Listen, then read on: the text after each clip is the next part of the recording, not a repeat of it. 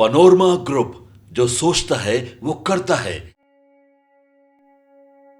जब भी योग की बात होती है तो केवल शरीर की कसरत का ख्याल नहीं आता, बल्कि वो गूढ़ परंपरा भी याद आती है जो भारत की आध्यात्मिक आत्मा से जुड़ी है। वहीं योग केवल आसनों या प्राणायाम तक सीमित नहीं है। ये एक संपूर्ण जीवन पद्धति है जो शरीर, मन और आत्मा तीनों का सामंजस्य स्थापित करता है। लेकिन ये समझ और इसका महत्व सिर्फ भारत में सीमित नहीं रहा, और इसका श्रेय उन महान योग गुरुओं को जाता है जिन्होंने न केवल योग का साधनात्मक अभ्यास किया, बल्कि उसे पश्चिमी देशों तक पहुंचाकर विश्व पटल पर प्रतिष्ठित भी किया। और आज की इस वीडियो में हम आपको भारत के उन महान योग गुरुओं के बारे में बताएंगे जिन्होंने योग को वैश्विक पटल तक पहुंचाया। इसमें सबसे पहला नाम है स्वामी विवेकानंद का।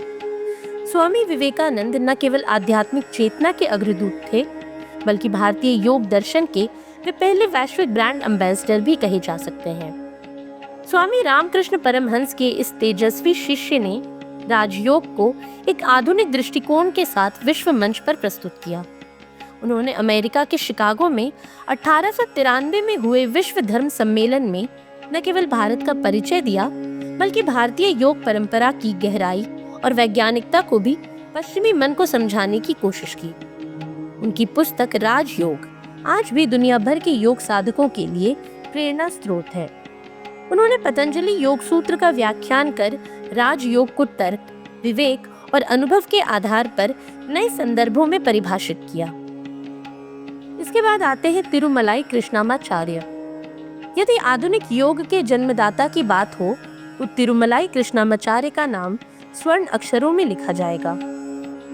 ये वो योगी थे जिन्होंने हिमालय की गुफाओं में रहकर योग का गहन अभ्यास किया और फिर दुनिया को बताया कि योग केवल साधना नहीं, बल्कि विज्ञान है। उनका जीवन प्रमाण था कि योग किताबी ज्ञान नहीं, बल्कि जीने की शैली है। उन्होंने पतंजलि योग सूत्र को सरल भाषा में समझाया और योग मकरंद जैसी पुस्तकों के माध्यम से ध्यान व प्राणायाम की आधुनिक व्याख्या की। कृष्णमाचार्य ने हठ योग को आधुनिक संदर्भों में इस तरह से ढाला कि वो आज पूरी दुनिया की जीवन शैली का हिस्सा बन चुका है। अब बात करते हैं BKS अयंगर की। BKS अयंगर का योग के प्रति योगदान अत्यंत व्यवहारिक और वैज्ञानिक रहा। उन्होंने अयंगर योग की रचना कर ये सिद्ध किया कि योग केवल लचीले शरीर वालों का नहीं, बल्कि ये हर आयु और शरीर के लिए अनुकूल हो सकता है। उनके द्वारा विकसित प्रॉप्स तकनीक ने उन लोगों के लिए भी योग सुलभ बना दिया जो शरीर से अस्वस्थ थे। साल 1975 में स्थापित उनके योग संस्थान ने दुनिया को योग की गंभीरता, अनुशासन और इसके अनगिनत लाभों से परिचित कराया। उनका जीवन इस बात का उदाहरण था कि योग केवल चटाई तक सीमित नहीं, बल्कि जीवन के हर पहलू में सहायक है। इसके बाद आते हैं महर्षि महेश योगी। 20वीं शताब्दी के सबसे प्रभावशाली ध्यान गुरु महर्षि महेश योगी ने भावातीत ध्यान को पश्चिमी समाज में लोकप्रिय बना दिया।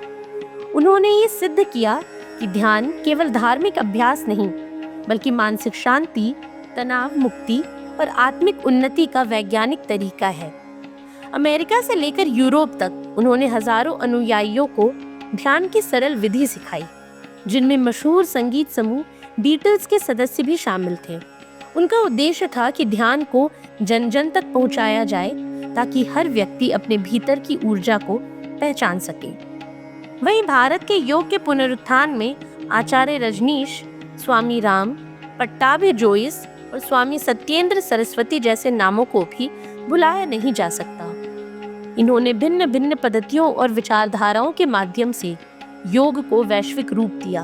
वर्तमान समय में बाबा रामदेव जैसे योगाचार्य ने योग को इतना सहज बना दिया कि गांव-गांव, गली-गली में लोग अब प्राणायाम और आसनों से परिचित हैं। गौरतलब है कि भारत के इन योग गुरुओं का कार्य केवल योग सिखाना नहीं था, बल्कि एक ऐसी आध्यात्मिक क्रांति को दिशा देना था जो सीमाओं से परे है। उन्होंने योग को केवल एक्सरसाइज से अधिक एक जीवन दर्शन के रूप में स्थापित किया। आज जब पूरी दुनिया 21 जून को अंतर्राष्ट्रीय योग दिवस मनाती है, तो ये केवल शरीर की कसरत नहीं, बल्कि भारत की उस आध्यात्मिक यात्रा का उत्सव है जिसे इन महान योग गुरुओं ने अपने तप और दृष्टि से संभव बनाया। योग केवल भारत की विरासत नहीं, बल्कि विश्व की आवश्यकता बन चुका है और इस सेतु के निर्माता हैं हमारे योग गुरुओं की ये दिव्य परंपरा।